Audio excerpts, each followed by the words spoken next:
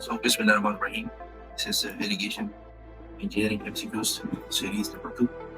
तो canals को classify करते हैं based on their source and function. ठीक है, सही है. तो बेस्ड ऑन करते हैं सोर्स और फंक्शन भी. ठीक है, तो बेसिकली इसमें ये है कि एक मेन कनाल है. ठीक है, the kanal which is directly from हमारे हेडवर्ड्स में रहते वाले डायरेक्टली रिवर्स से रहते हैं, उसको हम मेन कनाल कहते हैं. और जो हम मेन कनाल से रहते हैं तो irrigate a part of the command area, तो उसको हम ब्रांच कनाल कहते हैं.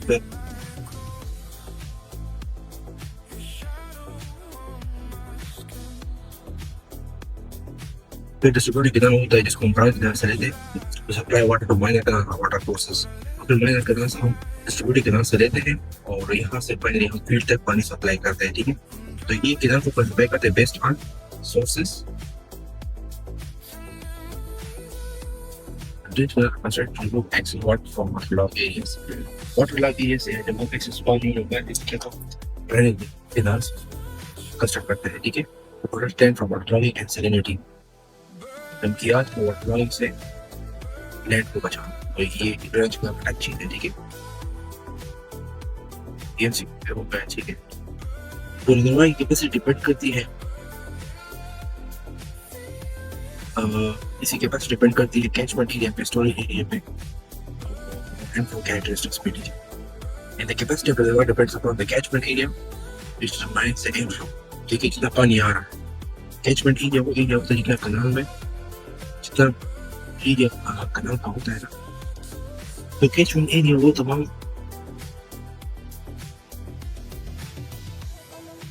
कैचमेंट एरिया तमाम जमीन होती है जहाँ बारिश का पानी गिर कर आखिर डैम या रिजर्वायर तक पहुँचता है.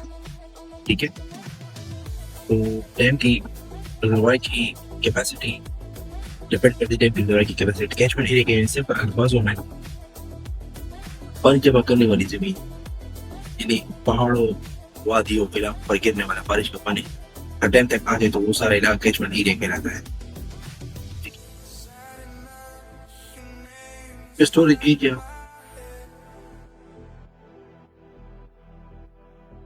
वो हिस्सा है जहाँ डैम के पीछे पानी जमा होता है, ये सारा स्टोरेज एरिया है. ठीक है, और एंड कैरेक्टरिस्टिक्स से मुराद है रिजर्वायर में दाखिल होने वाली पानी की खुसूसियात. ठीक है, मेन पर्पस है रिजर्वायर का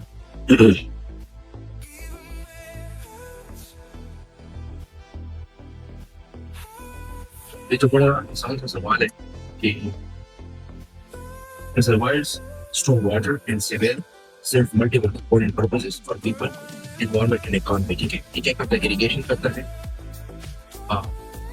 हाइड्रो पावर बिजली पानी से बिजली पैदा करता है through power house. Water release to turbine to generate electricity. Third control excess flood water store available water. जितना भी बारिश हो तूफानी और सैलाब का पानी तो डैम में स्टोर होता है. अगर ये डैम ना होती और स्टोरेज ना होती तो ये वादियों पे गिरता.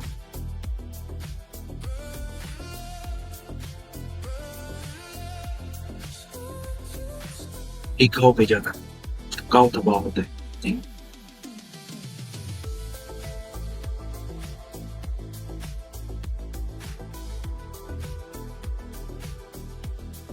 जितने भी गांव है इन सब गांव को डैमेज करते हैं. ठीक है, और जो आसपास इलाका जो आसपास इलाकाई चीजें लोग होते हैं, ठीक है, उनको भी ये नुकसान पहुंचाते हैं. ठीक है,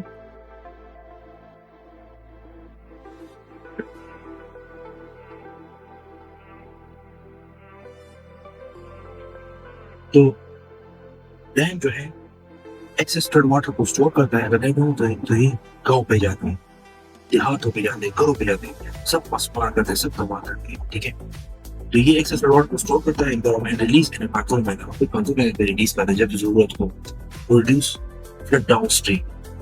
ठीक है,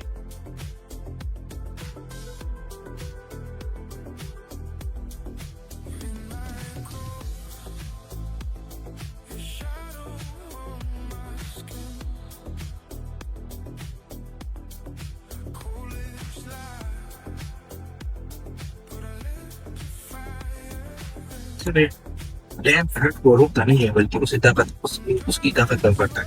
फर्स्ट करो फ्लड में 1 लाख क्यूबिक मीटर पर सेकंड पानी आ रहा है, ठीक है।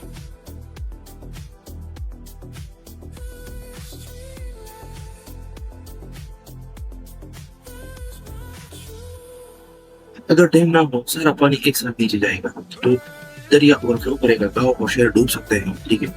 लेकिन अगर डैम हो, रिजर्वायर फ्लड का बहुत सा पानी आर्थिक तौर पर स्टोर करता है। मिसाल के तौर पर यानी अगर 1 लाख क्यूबिक मीटर पर सेकंड में से 70 क्यूबिक मीटर स्टोर कर लिया जाए, सिर्फ 30,000 क्यूबिक मीटर पर सेकंड नीचे रिलीज किया, अब नीचे वाले इलाकों पर कम पानी मिलता है और फ्लड का नुकसान कम होता है। बाद में जब फ्लड खत्म हो जाता है तो डैम स्टोर पानी को धीरे धीरे रिलीज करता है, इसको कंट्रोल रिलीज कहते हैं, ठीक है। फिर what is supplied for drinking, domestic industrial use, or reservoir provides opportunities for boating, fishing, swimming, other recreation activities. असल में डैम का जो क्रेस्ट है ना, ये टॉप लेवल होता है वेयर वाटर में ये वो जगह होती है जहाँ डैम खत्म होता है, this is called the crest of the dam. और ऊपर रोड या स्पेशल ट्रैक होता है। क्रेस्ट इतना इंपॉर्टेंट क्यों है? अगर पानी क्रेस्ट से ऊपर चला जाए तो पानी डैम के ऊपर से बहने लगेगा, तो हर डैम में इरोजन शुरू हो सकता है, डैम फेल हो सकता है। इसलिए इंजीनियर क्रेस्ट को बहुत अहमियत देते हैं, ठीक है। ये क्रेस्ट है तो फाउंडेशन नीचे है इसकी, ये अर्थन डैम है और बॉडी देन में है, ठीक है। ये पूरी बॉडी का क्रेस्ट यहाँ पर, ठीक है। The crest of a dam is the top of the dam head, the maximum water level. There is a wide may reach at the level at which water will start to overflow or spill over the dam. तो dead storage ये वो storage होती है reservoir में, is the lowest outlet, storage below the lowest outlet that can be, मतलब ये जो outlets होते हैं उससे भी नीचे ये जो स्टोरेज होती है उसको डेड स्टोरेज कहते हैं। हम इरिगेटिव पर्पस के लिए यूज नहीं कर सकते, ठीक है। Dead storage or cannot be released by gravity and is not available for any practical use. Dead storage is the volume of water stored below the lowest outlet level of the reservoir. Distributing canal. तो distributing canal जो है, इधर canal क्या कहते हैं? एक branch canal से इसको लेते हैं to supply water to minor canals and large parts of which mining carry water to the field. Main canal, branch canal, distributing canal, minor canal water courses. The field channels, ठीक है, और the field, ठीक है। This is the canal system hierarchy, ठीक है।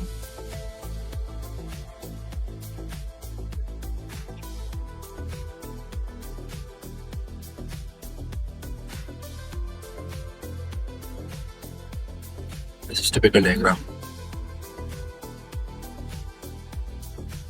Divergent reverse. तो divergent reverse को हम बनाते हैं divert river water into canals. ये डाइवर्जन रिवर है, ये वेयर है, इसमें एक क्रेस्ट है और वो भी क्रेस्ट जो है एक रिटिनल क्रेस्ट होता है, एक ओगी क्रेस्ट होता है जो ट्रापेजॉइडल होता है, बट अंदर लोग डिस्कस हुए ये है हेड रेगुलेटर। डाइवर्जन रिवर्स हम यूज करते हैं divert river water into canal for irrigation and other purposes, ठीक है। Divergent reverse.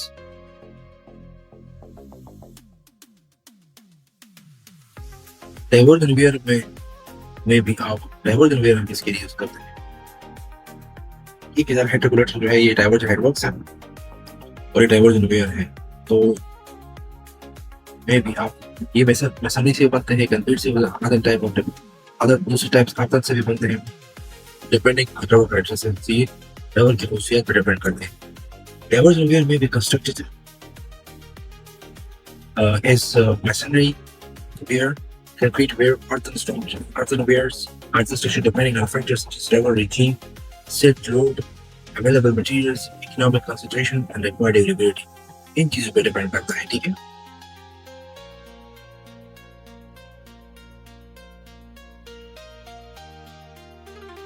डाइवर्जन वेयर जो है ये हर जगह एक जैसी नहीं बनती, उसका मटेरियल साइट की कंडीशन देखकर उसका इंतखाब किया जाता है। रिवर रिजीम, इसमें सबसे जरूरी चीज जो है रिवर रिजीम है। रिवर रिजीम मीन यानी दरिया का मिजाज। ठीक है, ये दरिया है, इसका मिजाज कैसा है, यानी अगर दरिया स्टेबल है तो सिंपल स्ट्रक्चर चल सकता है, सिंपल स्ट्रक्चर। ठीक है, अगर दरिया अपना रास्ता बदलता रहता है तो मजबूत स्ट्रक्चर चाहिए। ठीक है, उसको कहते हैं रेवोलॉजी। फिर सिल्ट लोड। सिल्ट लोड से क्या मुराद है? सिल्ट लोड से मुराद है कि दरिया कितनी मिट्टी और रेत ले रहा है। ज्यादा सिल्ट हो तो स्ट्रक्चर को ज्यादा प्रोटेक्शन चाहिए। ठीक है, फिर इसकी अवेलेबल मटेरियल भी है। ठीक है, ये जो मटेरियल आस पास मिल जाए उसको यूज करना इकोनॉमिकल होता है। ठीक है, फिर इकोनॉमिक कैरेक्टरिस्टिक्स है। ठीक है, इससे क्या मतलब है? इसका मतलब ये है यानी पानी के यानी पैसे कितना अवेलेबल है। ठीक है, इदारे के पास, डिपार्टमेंट के पास।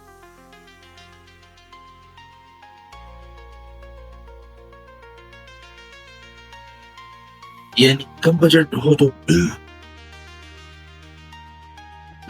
सस्ता डिजाइन, डाइवर्जन वगैरह का, और ज्यादा बजट हो तो ड्यूरेबल डिजाइन। ठीक है, फिर इसमें है रिक्वायर्ड ड्यूरेबिलिटी कि यानी स्ट्रक्चर कितने साल चलना चाहिए। यानी ये जो स्ट्रक्चर है वेयर, डाइवर्जन वेयर, टेम्पररी काम के लिए आर्तन वेयर चाहिए, लेकिन लॉन्ग टर्म काम के लिए मसलन या कंक्रीट वेयर चाहिए। ठीक है,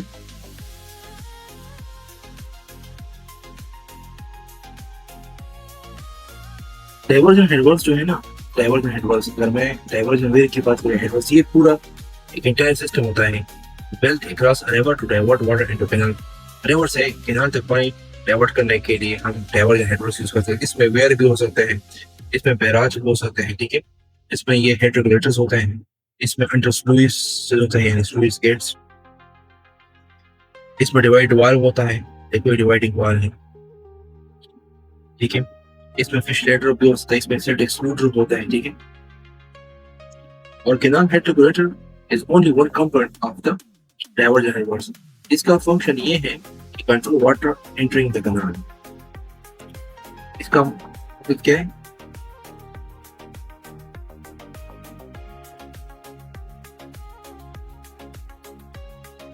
इसका काम है कि पानी कैनाल को जब एंटर होता है तो उसको कंट्रोल करना, डिस्चार्ज को रेगुलेट करना, कितना पानी जाना चाहिए कितना नहीं जाना चाहिए, रिड्यूस एंट्री ऑफ सिल्ट। ठीक है, silt the canal head regulate. इस तस्वीर में पानी दो रास्तों पर जा रहा है। जो लंबा स्ट्रक्चर है ये वाला, दरिया के एक क्रॉस आर पार बना हुआ है, ये डाइवर्जन वेयर, इसका काम है दरिया का वाटर लेवल उठाना।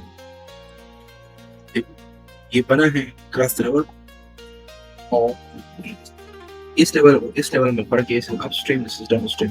तो डाउनस्ट्रीम की निस्बत इसने अपस्ट्रीम वाटर लेवल को उठाया हुआ है। ठीक है, कैनाल के लिए हेड पैदा करना, देखो हाइट पैदा करना, और एक्स्ट्रा पानी को डाउनस्ट्रीम भेजना। जो पानी वेयर के ऊपर से गिर रहा है वो दरिया में ही नीचे जा रहा है। ठीक है, कैनाल में नहीं जा रहा है ये पानी। ये राइट साइड पे जो स्ट्रक्चर है ये कैनाल हेड रेगुलेटर है। ये जो गेट्स, दो गेट्स है नजर आ रहा है, वो कैनाल हेड रेगुलेटर है। ये स्लुइस गेट्स है, अंडर स्लुइस। इससे काम है कैनाल में जाने वाले पानी को कंट्रोल करना, जितना पानी देना है उसको देना, जितना नहीं देना सिर्फ को कम करना। जो पानी गेट्स के अंदर जा रहा है वो दरिया से कैनाल में जा रहा है, यानी असल डाइवर्जन यही होती है, लेकिन ये पूरा डाइवर्जन हेडवर्क्स है। ये दरिया का पानी जा रहा है, ये कैनाल में जा रहा है। वेयर सिर्फ पानी के लेवल को रेस करता है या बैराज, हेड रेगुलेटर कैनाल को पानी देता है। अच्छा, अर्थन डैम की बात करते हैं। Earthen dams are for concrete dams in regions जहाँ पे suitable earth material अवेलेबल हो और फाउंडेशन इतना स्ट्रांग नहीं हो। अर्थ डैम जो है उन जगहों पर पसंद किया जाता है जहाँ मिट्टी आसानी से मिल जाए, यानी अर्थ आसानी से अवेलेबल। ठीक है, और फाउंडेशन बहुत मजबूत ना हो।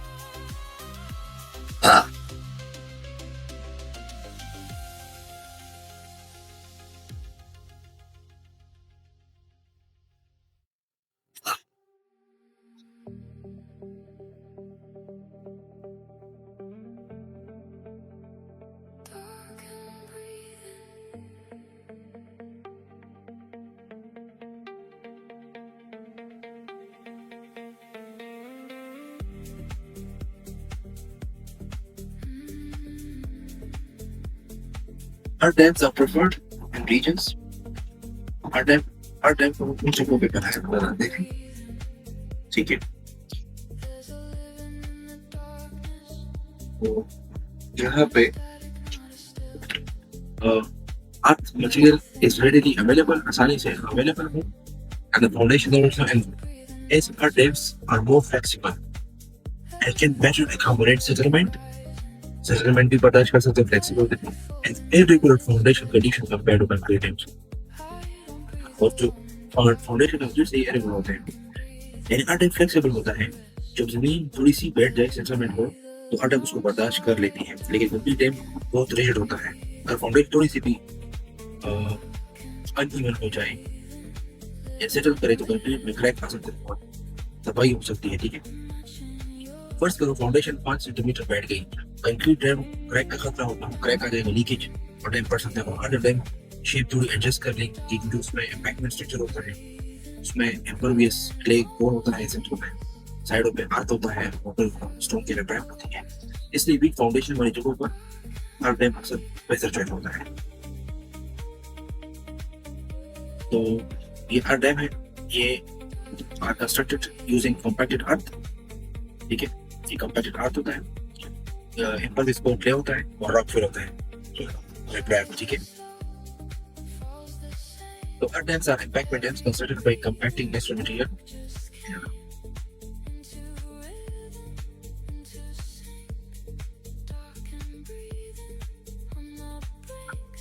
So our dams are embankment dams constructed by compacting natural materials.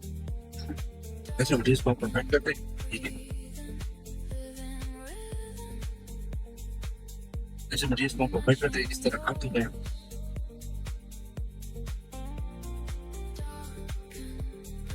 इस नेचुरल मटेरियल्स को कॉम्पैक्ट कर देते हैं, अर्थ हो गया, क्ले हो गया, उसको कॉम्पैक्ट करते हैं, ठीक है। देखो इम्परवियस कोर क्ले है, इसको हम इसकी भी शेप तो बजाय रखें और ये एम्बैंकमेंट है, ठीक है। इसको हर टाइम इसको एम्बैंकमेंट टाइप भी कहते हैं, ठीक है। और इसमें नेचुरल मटेरियल्स को कॉम्पैक्ट करते हैं, इस तरह अर्थ हो गया, ये क्ले हो गया, इम्परवियस क्ले हो गया, फिर नीचे फाउंडेशन होता है और रॉक फिल होती है to form an impervious barrier. यहाँ पे बैरियर बना ये पानी इसको क्रॉस नहीं कर सकता, देन इम्पाउंड वाटर।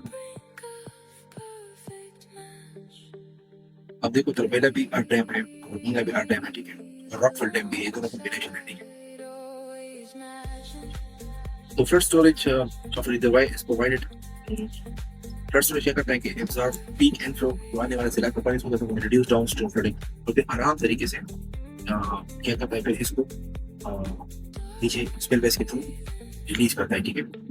ये उस पे रिजर्व ये रिजर्वायर में रिजर्व होता है। जब भी सैलाब फिर सैलाबी पानी जब आता है तो ये डैम में उसमें कुशन होता है, तो ये इसके लिए स्पेस रिजर्व होती है। तो टेम्परेरी स्टोर एक्सेस वाटर, ये फिर वाटर को टेम्परेरी पे स्टोर करता है। अगर ये स्टोर ना करे तो ये पानी डायरेक्ट गांव पे जाएगा, ठीक है।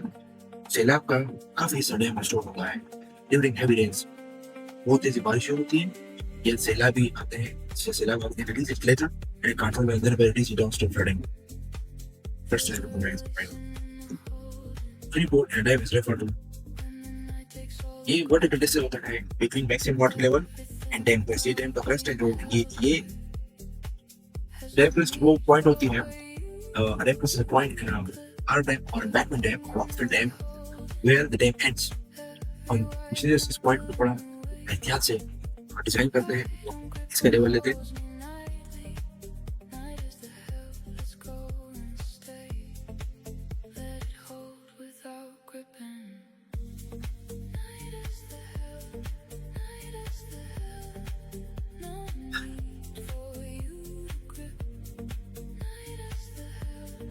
इंजीनियर्स बड़े एहतियात से इसका लेवल लेते हैं, क्योंकि इस पॉइंट से अगर पानी का जो मैक्सिमम वाटर लेवल है MWN, तो वो अगर इस पॉइंट को क्रॉस कर ले जहाँ पे मौसम का सफर तो डैम क्या कर लेगा, पानी डैम के ऊपर जाएगा, आठ डैम के ऊपर, और वो टॉप हो जाएगा, ठीक है।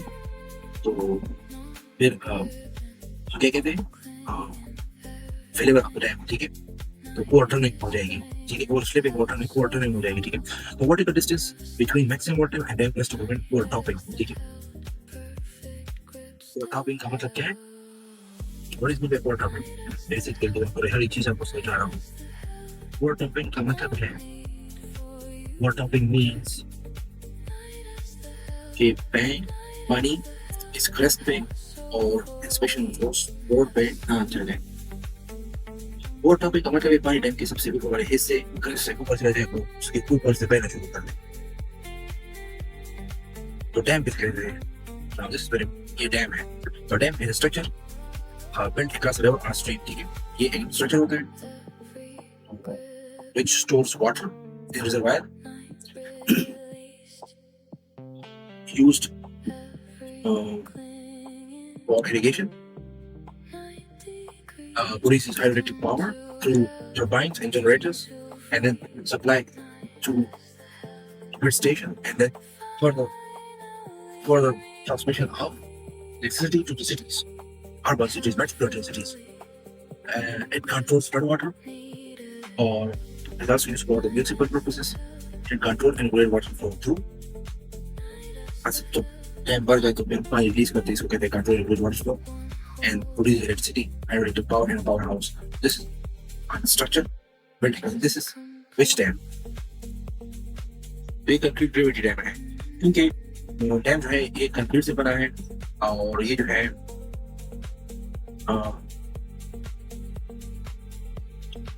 बहुत इसका जो बेस है, ठीक है, बहुत मोटा है. ठीक है, it is a very wide base. ठीक है, अपनी वजन ग्रेविटी से पानी का प्रेशर इस बर्दाश्त कर रहा है, रेजिस्ट करता है इस रिजर्वायर का, जिसमें पानी स्टोर हुआ होता है. और डैम का जिसम बहुत हैवी और मैसिव है. ये ग्रेविटी डैम की खास निशानियां हैं. ठीक है, गरबेरा डैम अर्थफिल डैम है, मंगला डैम भी अर्थफिल डैम है, और ये है एक ग्रेविटी डैम है. ठीक है, so further question will be discuss as well.